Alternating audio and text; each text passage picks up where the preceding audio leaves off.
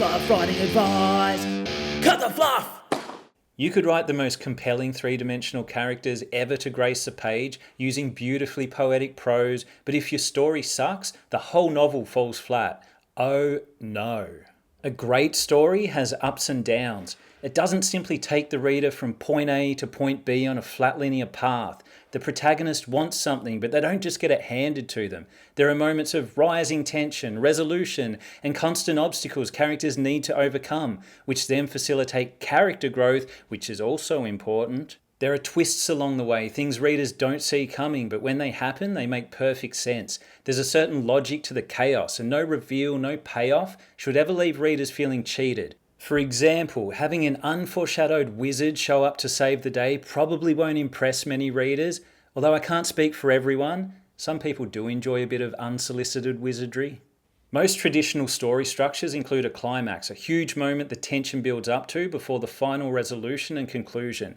By all means, feel free to experiment, but if you deny readers a climax, you can leave them feeling unsatisfied. Most readers expect a compelling and memorable ending that resolves the central conflict in a way that feels satisfying and right.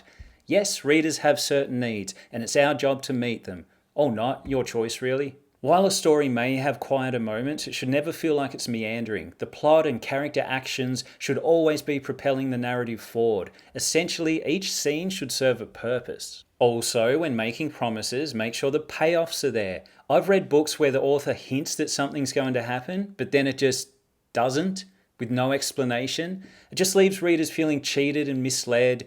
For example, if you hint that your protagonist might earn the ability to, I don't know, turn into a loaf of bread to go undercover at a mob-run bakery, you either need to have them earn that ability or explain why they didn't. We were promised bread and we didn't get it. I guess I'll just eat my disappointment.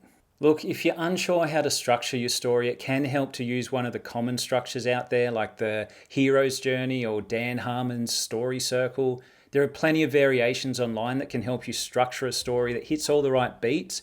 But once you're familiar with the common structures, go off-road and experiment a bit. Maybe crash through some trees, tear up the forest, run down a hiker or two. I don't know, get messy with it.